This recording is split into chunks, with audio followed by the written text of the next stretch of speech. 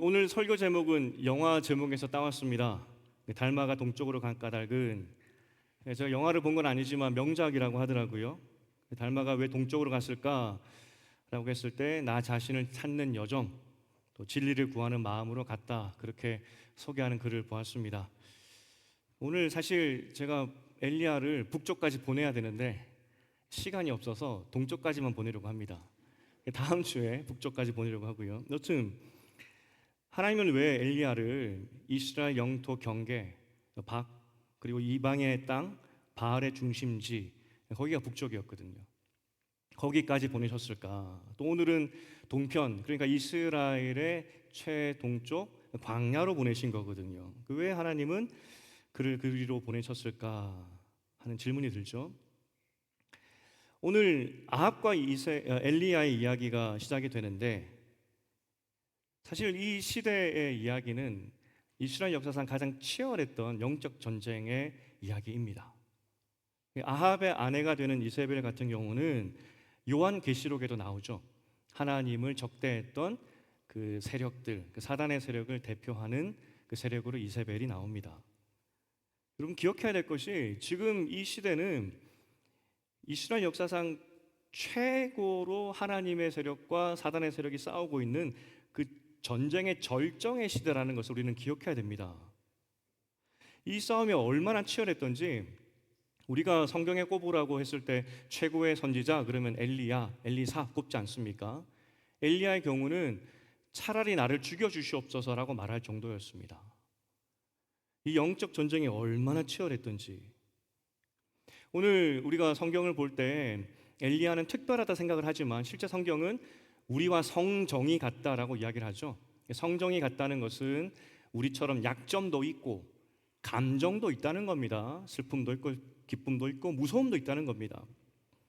오늘 우리와 성정이 같았던 엘리야가 이스라엘 역사상 가장 치열한 영적 전쟁에 임했을 때 그의 결국 반응이 무엇이냐면 천하의 엘리야였는데 나를 죽여주시옵소서였습니다.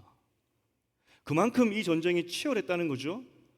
우리가 오늘 서론으로 이제 열왕기상 특별히 엘리야의 이야기를 열 텐데 두 가지 키워드를 기억해야 됩니다. 전쟁 그리고 훈련. 전쟁이라는 단어와 훈련이라는 이 단어를 먼저 기억해야 된다는 겁니다. 우리가 이 엘리야 이야기를 계속 가기 전에 계속해서 여로보암과 르호보암, 그러니까 남북의 일대 왕들에 대해서 우리가 몇 주간 보았죠. 그리고 그 일대 왕들의 각각 이야기가 있었고 15, 16장에 걸쳐서 다른 왕들의 이야기가 잠시 나왔다가 아합까지 이어지거든요. 그러니까 잠깐 그 아합까지 이어지는 그 갭에 대해서, 그 사이에 있었던 이야기를 제가 잠시 들려드리겠습니다. 먼저 띄워주겠습니까? 일대 왕 남유다 르호보암 이후에 왕이 두 번 바뀌었습니다. 그리고 왕조는 다윗 왕조입니다. 그러니까 하나님께서 세우셨던 다윗의 후손들이 왕위를 계속 이어가죠. 하지만 북이스라엘을 보십시오. 벌써 4번의 왕조가 바뀝니다. 그리고 이 아합이 16장 말미에 왕으로 등극할 때 7번째 왕입니다. 유다는 그냥 순서대로 아들들이 왕위를 자연스럽게 이어갔다면 북이스라엘은 그야말로 권력 투쟁이었죠. 우리가 이 북이스라엘을 보았을 때 이제 북이스라엘은 완전히 다른 종교의 나라가 되었다 말씀드렸지 않습니까? 다른 종교의 나라가 되었다는 것에서 가장 중요한 특징이 무엇이냐? 왕에 대한 겁니다. 하나님께서 왕을 세우신 이유는 하나님을 대신하여서 백성을 다스리라, 그거 아니겠습니까? 하지만 북이스라엘은 이제 완전히 다른 종교가 됐습니다. 다른 종교에서, 다른 나라에서 왕을 어떻게 생각하죠? 권력의 최정점, 누구든지 그 자리에 한번 올라가 보고 싶은 그런 유혹에 있는 그런 자리 아니겠습니까? 그렇기 때문에 북이스라엘은 이제 앞으로 계속해서 쿠데타가 일어납니다. 서로 왕 차지하려고. 그러니까 왕에 대한 개념이 완전히 바뀌었죠. 그래서 벌써 이 아합의 시대에 왔는데 7번의 왕이 바뀌게 되는 그런 일이 일어났다는 겁니다. 왕조는 4번 바뀌었죠. 이게 지금 오늘 본문의 배경입니다. 16장 29절부터 33절까지 이제 아합의 일대기가 그려집니다. 성경의 그 열왕기서의 그 기록 스타일이 어떻게 되냐면 먼저 그 왕의 일대기를 추격적으로 보여줍니다. 몇 년 동안 다스렸고 그가 하나님 보시기에 어떠했는지 평가를 하죠. 그리고 필요하면 그 왕들의 일상적인 그의 삶 가운데 있었던 이야기들을 쭉 나열해 줍니다. 오늘 우리가 읽었던 16장 29절부터 33절은 전형적인 아합의 인생에 대한 축약적인 요약이죠. 평가입니다. 두 가지로 평가를 요약할 수 있는데 첫 번째가 31절이었습니다. 일대 여로보암의 왕 그 죄악된 길보다 그것을 오히려 가볍게 여기고 더 악했다 이야기를 합니다. 그리고 이어서 두 번째로 눈여겨보는 것이 시돈의 왕의 딸 이세벨과 결혼했다. 그렇게 두 가지로 이야기를 하고 있죠. 당시 이 시돈, 이 나라는 무역으로 부강했던 나라입니다. 무역으로 부강했던 나라와 결혼으로 정략을 하게 되죠. 그 뒤에 북이스라엘에 어떤 일이 일어나느냐? 나라가 강해집니다. 그 장인 어른이 든든한 뒷배가 되고, 그래서 북이스라엘도 함께 이 시돈과 함께 더불어서 강대국이 되는 것이죠. 얼마나 기뻤겠습니까? 아합 입장에서. 아마 이런 생각도 했을 것 같습니다. 그래서 솔로몬 왕이 그렇게 많은 이방 여인들과 공주들과 결혼했구나. 야, 장인 어른 한번 잘 뒀더니 나라가 이렇게 평안해지는구나. 그렇게 생각할 수도 있다는 것이죠. 그래서 너무나 기뻐서 아합 왕이 했던 일이 무엇이냐면 장인 어른이 섬기는 바알과 아세라 신을 적극적으로 유치합니다. 그리고 사마리아 성에 그 신들을 위한 제단을 쌓게 되는 것이죠. 아합 입장에서는 장가 잘 갔더니 나라가 강해졌더라. 그래서 아합의 인생을 한 줄로 요약하면은 여로보암의 죄를 가볍게 여겼고 이세벨과 결혼해서 나라도 부강해졌고 너무나도 행복한 삶을 산 것 같더라. 그래서 결국 하나님은 완전히 떠났다. 그것이 그의 인생에 대한 이야기입니다. 그리고 이 인생을 추격적으로 이야기해 주면서 한 가지 에피소드를 한 절에 기록을 하고 있습니다. 이런 사람이었다는 거죠. 그 이야기가 뭐냐면 여리고 성을 재건축했다는 겁니다. 그의 일생에 수많은 이야기가 앞으로 나올 건데 아합을 가장 잘 대변해 주는 사건, 아합이 바로 이런 사람이었다는 것을 가장 잘 보여주는 사건이 무엇이냐? 여리고 성 재건축이었다는 거죠. 여호수아 6장 26절을 우리 함께 읽어보겠습니다. 시작. 여호수아가 그때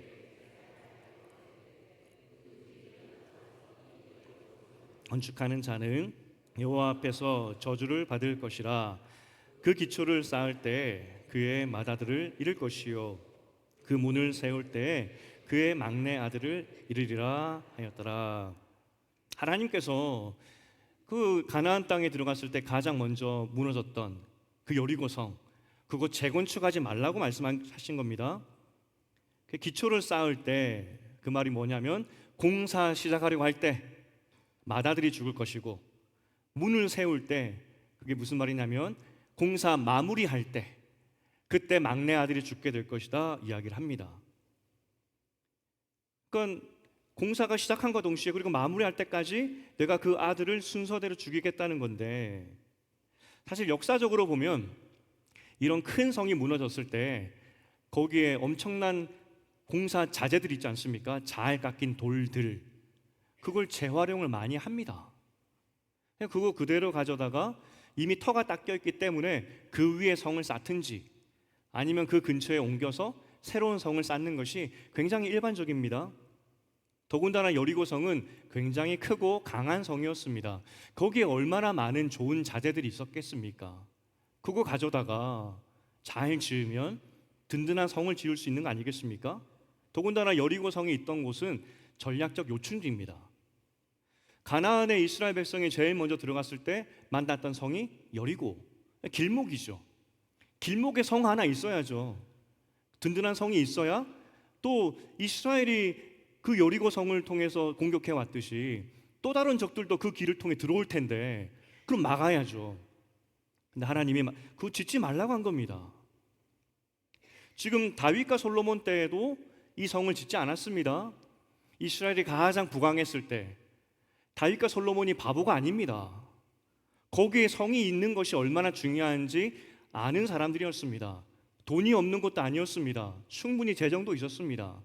하지만 여리고 성을 재건축하지 않습니다. 왜냐하면 하나님이 짓지 말라고 했으니까.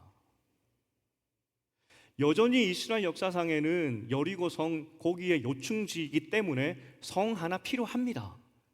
아합의 때 특별히 필요해서 지은 것이 아니라 계속 필요했지만 하나님이 짓지 말라고 해서 그래서 짓지 않은 겁니다. 여호수아 때로부터 다윗과 솔로몬 때에는 400년이 흐릅니다. 400년 동안 아무도 짓지 않았고요. 그로부터 또 100년이 흘렀습니다. 아합 직전까지도 그 누구도 여리고 성을 감히 지으려고 하지 않았습니다. 하지만 딱 한 사람, 아합이 그걸 짓죠. 그럼 먼저 하나님은 왜 그렇게 필요한 곳에 여리고 성 거기에 성을 짓지 말라고 했을까? 길목인데 우리가 답은 금방 유추할 수 있습니다. 너희가 앞 대문 열어놔도, 그래서 그 앞 대문을 통하여서 도둑놈이 쳐들어와도 내가 막아주겠다, 그거 아니겠습니까? 사실 이스라엘에 정말 대문은 열려 있는 겁니다. 여리고성 지역에 아무것도 없다는 것은. 하지만 하나님께서 말씀하셨습니다. 대문이 열려 있어도 내가 지키겠다. 그러니 성 짓지 마라, 그거죠. 아합은 그러면 왜 지으려고 했을까요? 아합이 봤을 때 거기에 성이 있으면 너무나 든든하거든요.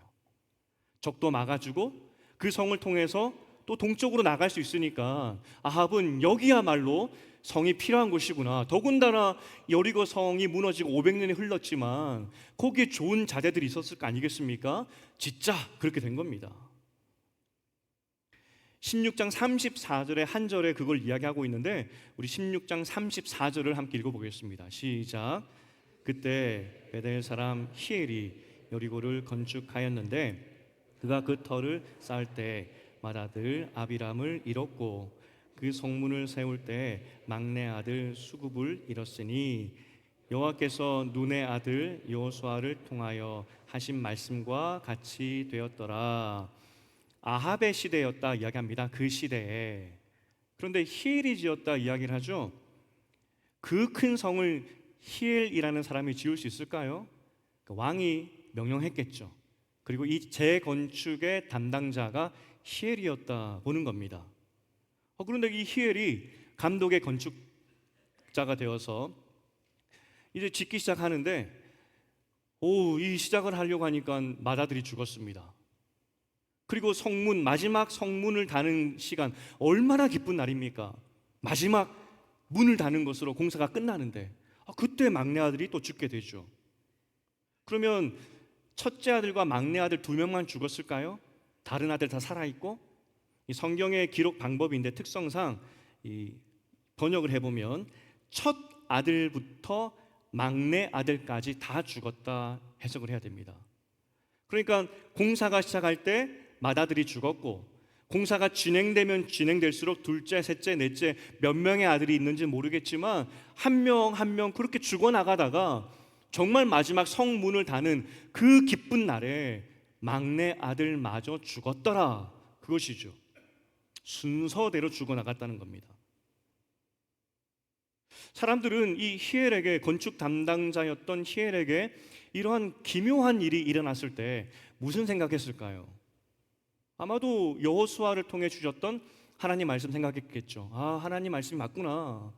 저거 건축하지 말라 그랬는데, 그래서 다윗과 솔로몬도 건축 안 했는데 정말 하나님 말씀이 맞구나 싶었을 겁니다. 그럼에도 희한하게 공사를 계속합니다.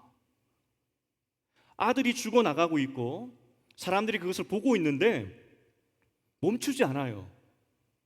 북이스라엘과 아합은 그 공사를 멈출 생각이 없습니다. 만약 제가 히엘이었다면 왕에게 찾아갔을 것 같습니다. 왕이여, 내 아들이 자꾸 죽어나갑니다. 정말 희한하게도 첫째부터 순서대로 죽어나가는 것이 여호수아의 말씀이 맞는 것 같습니다. 이 공사 그만해야 됩니다 라고 말할 법도 한데, 혹시 제가 그 공사에 참여했던 인부라면 나도, 우리 가정도, 내 아들도 히엘의 아들처럼 죽지 않을까? 그 염려가 되어서 나 공사 못하겠다고 할 것 같은데 사람들은 힘껏 그 성을 짓습니다. 우리 여기서 상상력이 좀 필요합니다. 그냥 지었구나 그게 아니라 과연 그때 어떤 일이 있었을까 상상력이 좀 필요합니다. 우리가 굿하는 거, 우리나라의 굿하는 걸 볼 때 굉장히 요란하고 시끄럽죠.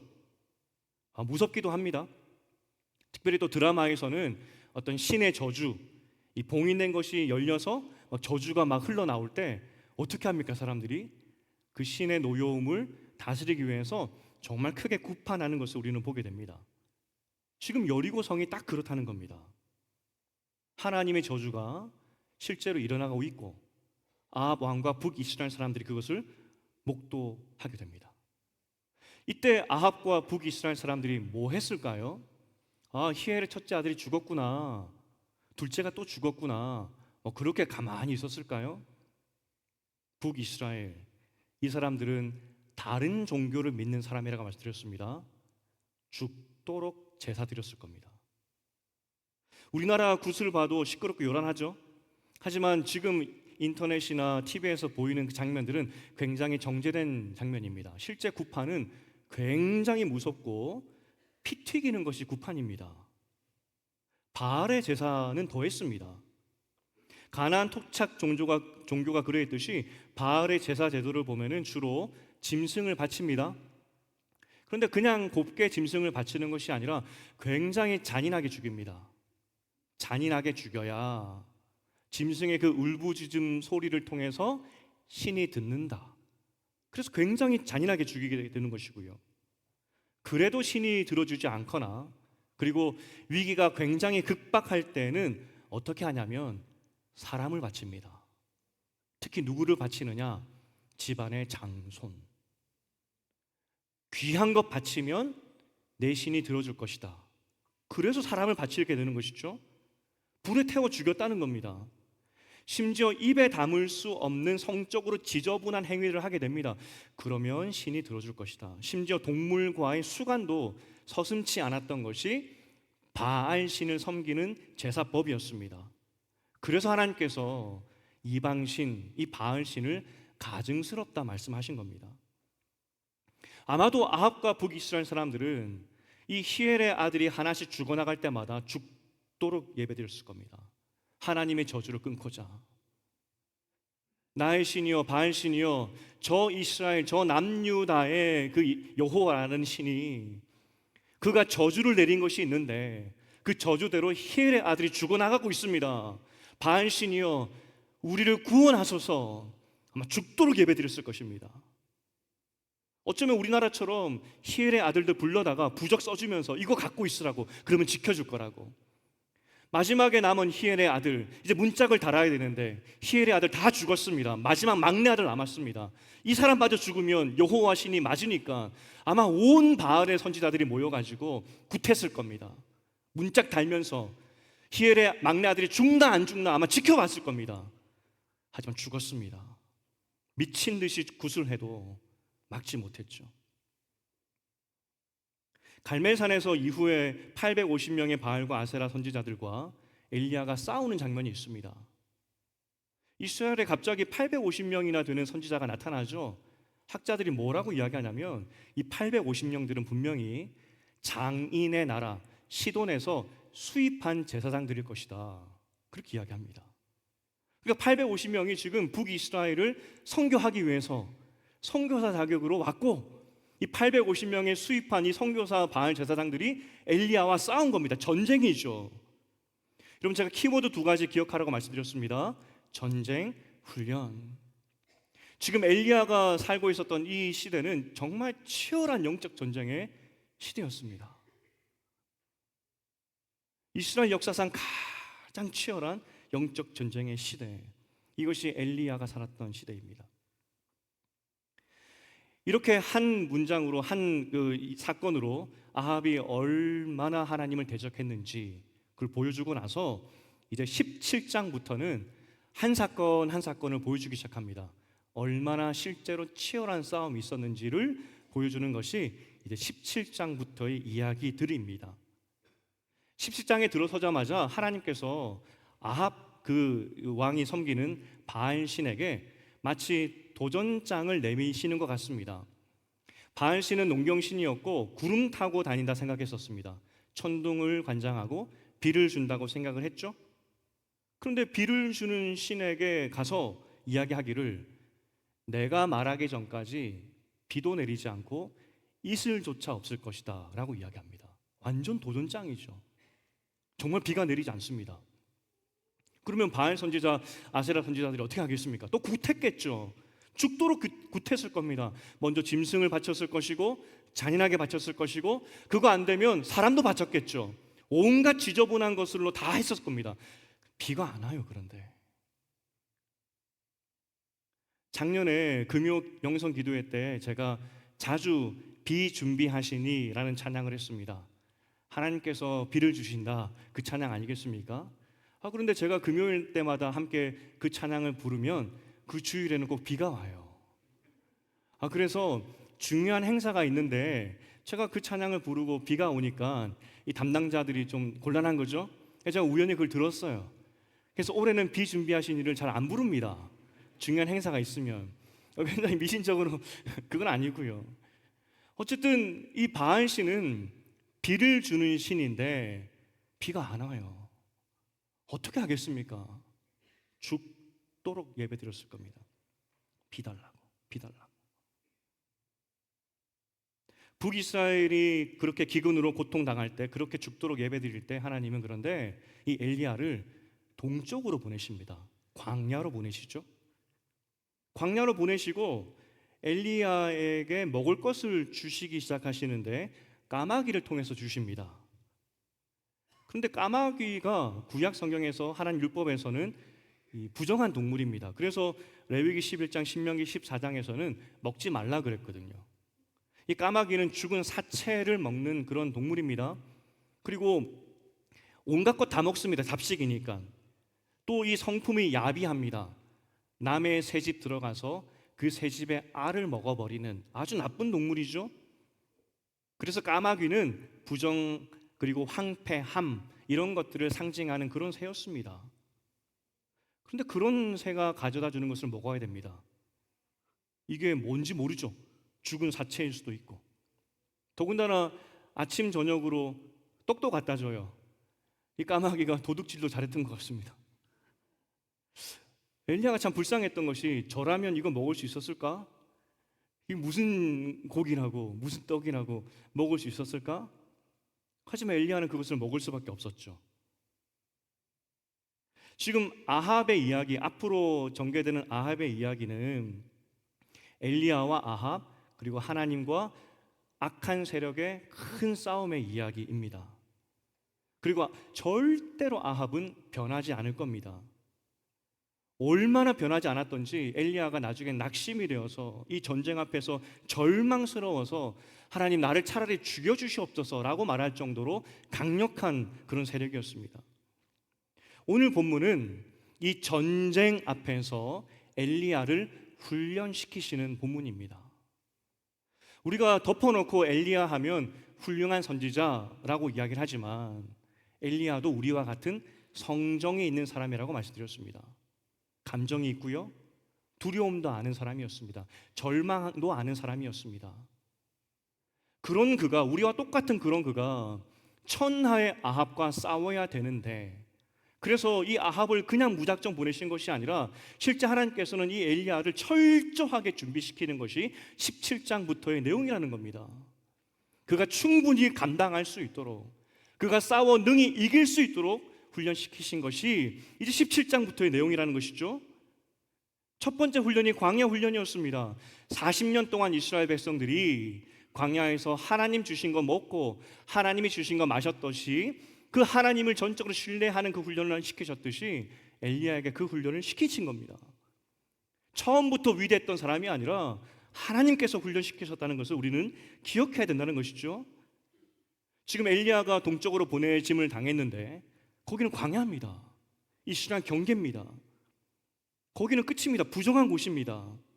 하지만 그곳이 부정하지 않은 이유는 하나님 함께 하시기 때문에, 그리고 까마귀가, 부정한 새가 부정한 것을 갖다 주는 것을 먹어야 되는데 이것이 그럼에도 부정하지 않는 이유는 하나님이 주신 것이기 때문에 부정하지 않다는 겁니다. 엘리야는 철저히 하나님이 보내신 곳에서 하나님이 함께 하시니 광야라 할지라도, 그리고 나의 상식과 나의 이성과 내가 아는 율법의 지식으로는 저 까마귀가 주는 거 먹으면 안 되는데 하나님이 그렇게도 일하시는구나. 하나님이 일하시는 방법이 내 상식을 뛰어넘구나. 그 두 가지를 배우고 있다는 겁니다. 오늘은 엘리야의 이야기의 서론입니다. 사실 마음 같아서는 하나님께서 어떻게 엘리야를 쭉 훈련시키셨는지 저한테 한 2시간만 주시면 좋겠다는 생각이 들었습니다. 그럼 안 되지 않습니까 오늘? 그래서 오늘 서론만 하는 겁니다. 하나님이 가장 강력한 아합 앞에서 엘리야를 무작정 보내신 것이 아니라 그를 철저하게 훈련시키셨다는 겁니다. 이제 적용입니다. 치열한 영적 전쟁에 있는 세상 속에 우리도 살고 있죠. 하나님께서 무작정 우리를 보내신 것이 아닙니다. 우리에게도 두 가지를 기억하라고 말씀하고 있습니다. 모세가 이 애굽 왕자의 삶을 포기하고 꿈도 잃고 절망하고 광야로 도망가죠. 40년을 삽니다. 40년 동안 거기 살면서 이제 하나님 없다 생각했죠. 내 인생 끝났다 생각했습니다. 그런데 40년이 지나고 나서 매일 모세가 지났던 그곳에, 매일 그가 보았던 그 떨기나무에 하나님이 불로 임하시는 것을 보게 됩니다. 그리고 하나님께서 하셨던 말씀이 무엇이냐면 네가 선 곳은 거룩한 땅이니 너 신발 벗어, 그렇게 말씀하셨습니다. 이게 왜 모세에게 중요했냐면 이 광야는 하나님이 없다 생각했었습니다. 여기는 하나님의 은혜가 없다 생각했었습니다. 내 인생은 여기서 끝이다 절망했죠. 그런데 하나님께서 말씀하셨습니다. 네가 매일 지났던 그 길에 내가 함께했고, 네가 하나님이 없다고 생각했던 그곳에 내가 이미 임하고 있었다고. 네가 밟고 있는 그 땅 거룩하니까 내 신발 벗으라고. 우리가 밟고 있는 여러분의 땅, 여러분이 밟고 있는 그 땅이 어떤 땅인지는 잘 모르겠습니다. 하나님께서 하지만 분명히 말씀하십니다. 그 땅 거룩한 땅이라고. 왜냐하면 하나님이 보내셨고 하나님이 함께 하시기 때문에. 세상에 그냥 여러분을 던져 놓은 것이 아니라 하나님이 함께 하신다는 겁니다. 그렇기 때문에 여러분이 있는 그곳은 비록 광야라 할지라도 거기는 거룩한 곳이라는 겁니다. 두 번째로 우리가 기억할 것은 하나님은 까마귀도 이용하십니다. 우리의 상식과 우리의 지식과 우리의 기대를 뛰어넘은 하나님의 방법이 있다는 것이죠. 우리는 이렇게 하면 좋겠습니다라고 생각할지 모르겠지만 우리 인생 가운데 하나님께서는 하나님의 방법으로 이끄시는 특별한 하나님의 손이 있다는 겁니다. 그걸 알아야 된다는 것이죠. 그래서 우리가 오늘 이 본문을 통해서 교훈 받을 수 있는 것은, 적용점은 내가 있는 곳은 하나님이 함께 하시는 거룩한 땅이구나. 그리고 이곳에서 내 방법이 아니라 하나님의 방법으로 하나님이 일하시는구나. 그것을 볼 수 있어야 된다는 겁니다. 이제 말씀을 맺겠습니다. 어제 저녁 식사 후에 잠깐 아내와 이야기를 하는데 아내가 인터넷 핸드폰으로 오늘 주보의 그 설교 제목을 찾아보더라고요. 그러면서 저한테 하는 말이 엘리야가 동으로 가든 서로 가든 남으로 가든 북으로 가든 그게 뭐가 중요하냐고 웃으면서 저에게 이야기했습니다. 맞죠. 엘리야가 동서남북 어디로 가든 뭐가 중요하겠습니까? 중요한 것은 하나님이 함께 하신다. 그게 중요하다는 겁니다. 고린도전서 10장 13절을 함께 읽어보겠습니다. 시작. 사람이 감당할 시험 밖에는 너희가 당한 것이 없나니 오직 하나님은 미쁘사 너희가 감당하지 못할 시험 당함을 허락하지 아니하시고 시험 당할 즈음에 또한 피할 길을 내사 너희로 능히 감당하게 하시느니라. 아멘. 우리가 덮어놓고 엘리야를 위대하다 생각하면 안 됩니다. 엘리야가 이 전쟁 앞에서 충분히 감당할 수 있도록 훈련시키셨다. 우리는 그것을 볼 수 있어야 됩니다. 그리고 여러분의 인생에도 똑같이 일하십니다. 감당하실 수 있도록. 그리고 이미 광야 같은 여러분의 인생길 가운데 함께 하시며 너 신발 벗어야 돼. 왜냐하면 내가 함께하고 있기 때문에. 그리고 내가 까마귀조차도 사용한다는 것을 기억하고 기대해야 돼. 이 두 가지 말씀을 기억해야 된다는 겁니다. 간절히 축복하기는 여러분이 비록 고통 중에 혹은 광야의 길에 서 있다 할지라도 하나님이 감당케 하실 것입니다. 내 신을 벗으라고 말씀하시는 그 하나님의 음성을 들으시고 내가 까마귀조차도 이용하신다는 하나님의 전능한 손을 믿으시고 그래서 광야길에서 넉넉히 이기는 주님의 자녀들 되기를 주님 이름으로 축복드립니다.